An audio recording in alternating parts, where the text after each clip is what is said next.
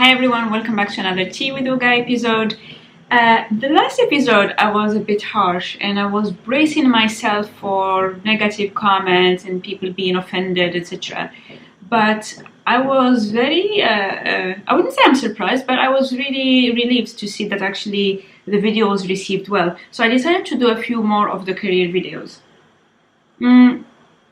So today I wanted to talk about job hopping, or actually changing jobs when you spent less than a year. And today's video is inspired by the fact that yesterday I interviewed a candidate. I was impressed by him, which doesn't happen often. And one thing I really liked was his explanation for why he left or trying to leave his current job. So he's been at his current job for 8 months.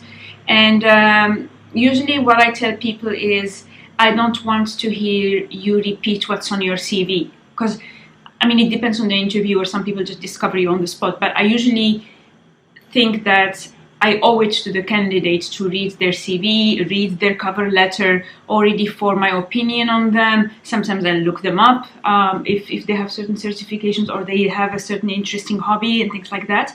And then I have formed that idea and then I go with the discussion. So normally I always tell the candidates that I don't need them to walk me through my CV. I either ask specific questions or I ask them to tell me something that is not on their CV and not on their cover letter.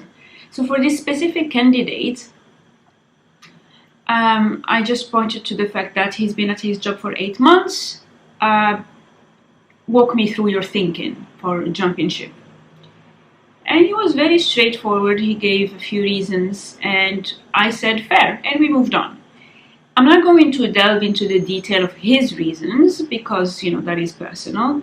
But that got me thinking that I really should make a video to talk about that situation when you're changing jobs in under a year, because a lot of people feel very nervous about leaving after such a short period of time. And I'd say if something is not a fit, you should leave. Don't worry too much about something like a job hopper. When does it become a problem is when you do it too many times. So for instance, if you've worked at a job, it's your first job, you didn't like it and you moved, that's fine. Ideally, you would have gotten a few pointers as to what to look for in your next job. And even if the next job is not ideal, you'll at least make an effort to stay a couple of years. If you've been 3 years at a job, had a stint of 6 months, and then went to another job for 2 years, and you're applying, I'm not going to think that you're going to leave. If you leave your job clockwise every 2 years, and I see you applying, I immediately think you're going to leave after 2 years. So, you know, there is no jump into conclusions. People typically analyze your CV in various ways under various lights, and it depends by industry, right? So don't force yourself to stay in a job that doesn't work for you just because of that specific fear of looking like a job hopper. Now, with that in mind, I thought maybe I'll walk you through a few things to look for when you just started a new job and you're trying to see whether it's a fit. Because this is something you need to keep in mind. Well, ideally it started in the interview process where they are interviewing you and you're interviewing them, because it is a mutual decision. But assuming you already accepted an offer, your first few months you can have I don't know what that would be called. Sometimes it's called a trial period, sometimes it's called probation, sometimes it's called observation period. Anyway, the thing is, in the first few months, it can vary from a month to 3 months to 6 months. It is a way that allows you legally to break a contract without too many complications. So you really want to perform your best, obviously, which you would always do anyway. But you also want to observe your environment and see how that fits with your values. So I'll give you a few red flags, I would say. Biggest red flag is a bait and switch. Bait and switch is when people promise you something, show you something, and then the moment you're in, you're now part of the family, it's a complete different things. An example would be you were told, you applied for a specific job, you were told you'll be doing A, B, and C, 1/3, 1/3, 1/3. You don't really like C, but you said, okay, it's only 1/3 of my job. I am very, very keen to get my teeth into A and B, so I'm willing to do that.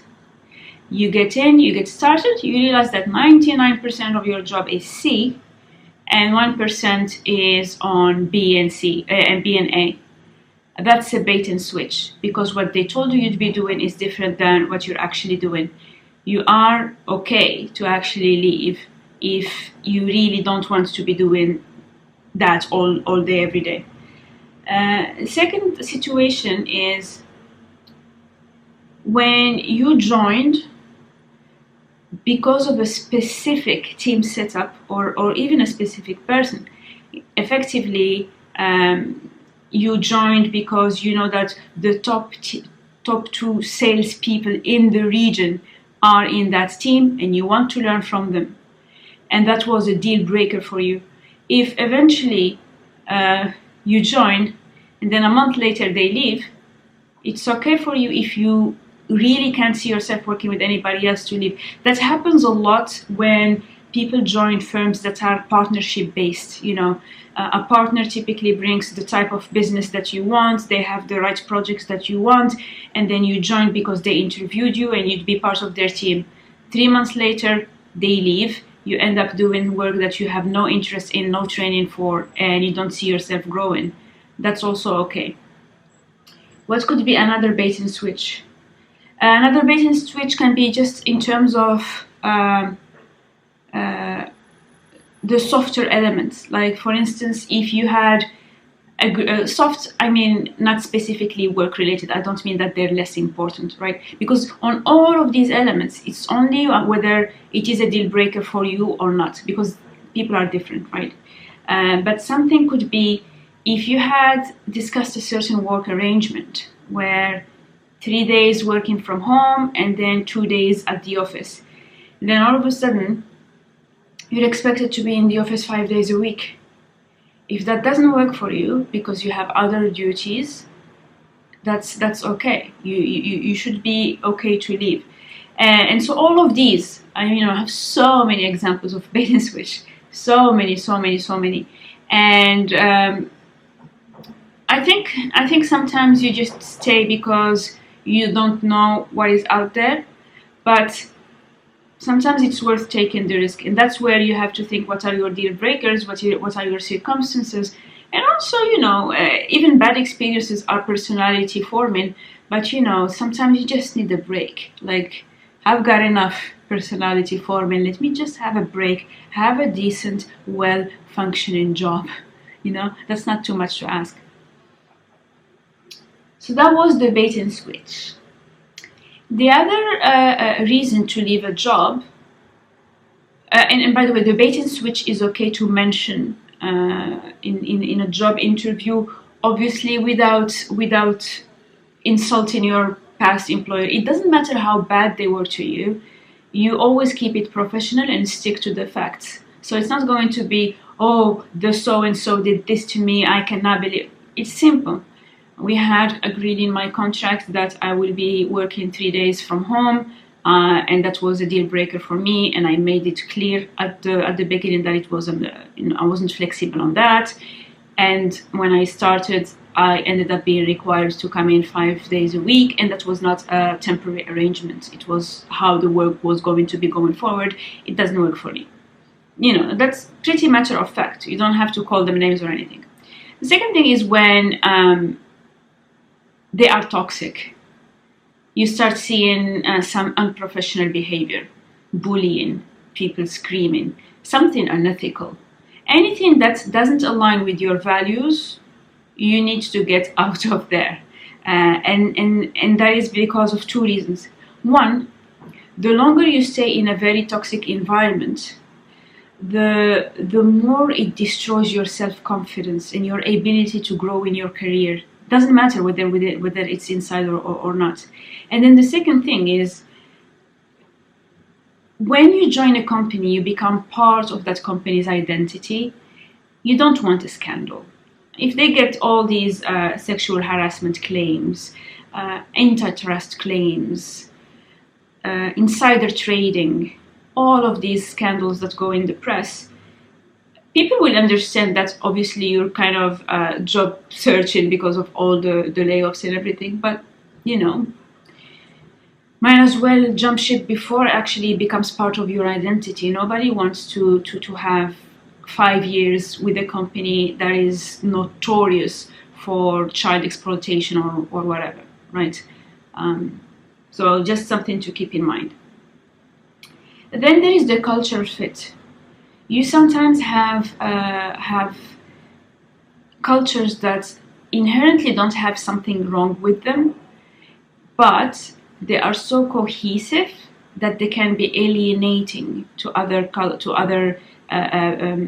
thinking types. They act like an echo chamber. You might call it, maybe it's a diversity issue or something like that, but the result is you just don't fit. An example would be, I know a person who was very calm and reserved, does amazing work, is creative, but is creative in a way that he needs his space.